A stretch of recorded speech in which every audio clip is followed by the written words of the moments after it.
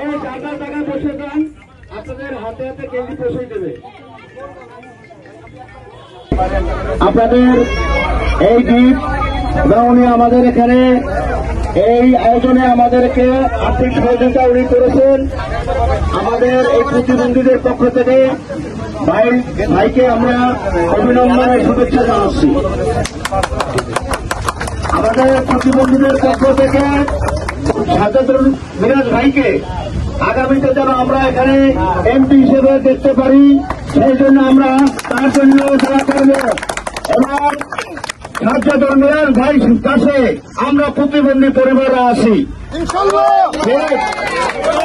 সাজ্জাদুল মিরাজ ভাই যেখানে আমরা আছি সেখানে উনি সদস্য সচিব যুবদল ঢাকা মহানগর উত্তরের।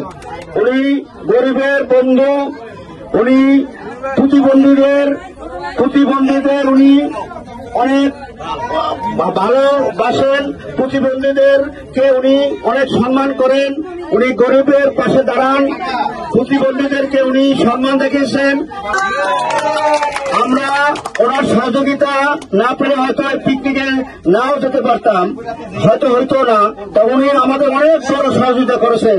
আশা করি সামনে আমরা আরো যে কোনো কাজের সহযোগিতা ইনশাল্লাহ ওনার কাছ থেকে পাবো, আমরা আশা করি।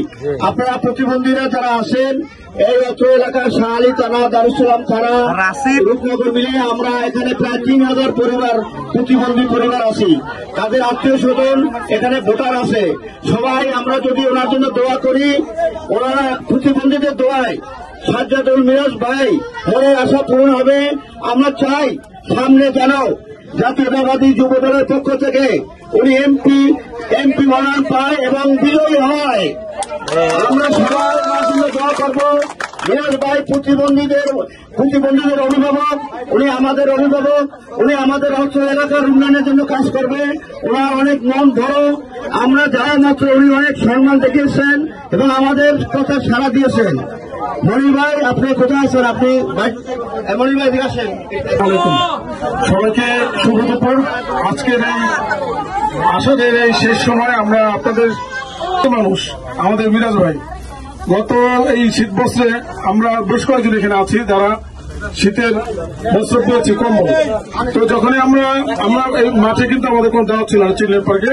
তো সেখানে যখনই আমরা গিয়েছি তখন ভাইয়ের কর্মীরা আমাদেরকে একেবারে সামনে বসিয়েছেন। এখানে অনেকে আছে যাদের মধ্যে তারা আমরা এই শীত বস্ত্র পেয়েছি।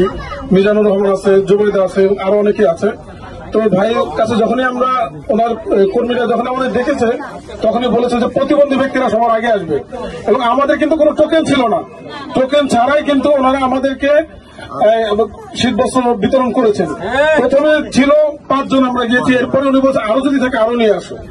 তো সেখান থেকে আমরা প্রায় 20-30 জনের মতো আমরা শীত বস্ত্র পেয়েছি শুধুমাত্র ভাইয়ের সহযোগিতায় এবং অনুগ্রহে।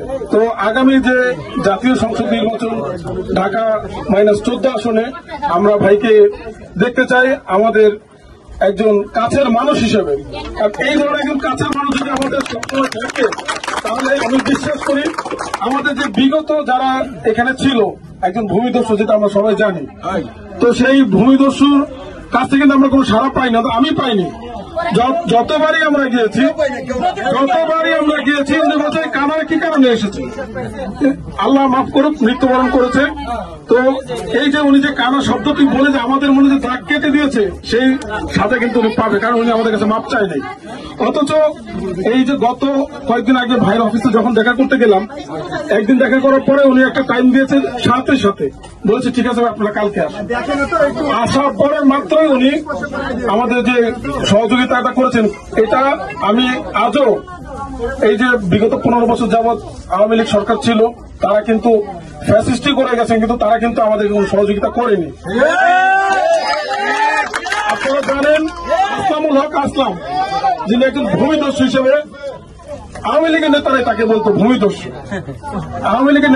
বলতো ভূমিদস্যু, যিনি এলাকার কোন উন্নয়ন করে কোন একটা প্রতিবন্ধীর, আমি বুকে হাত দিয়ে বলতে পারি এখানে যতজন প্রতিবন্ধী আছে কেউ বলতে পারবে না যে আসলামের কাছ থেকে কেউ কোন প্রকারের সহযোগিতা পেয়েছে।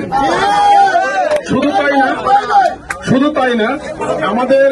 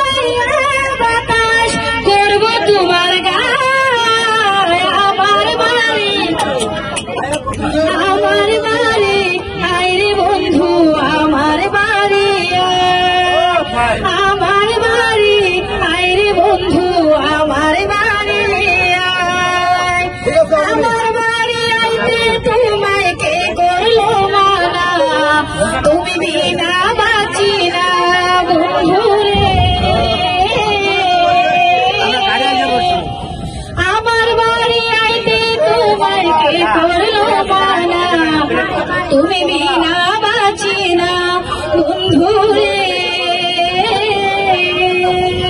নিত্য নিত্য যাইও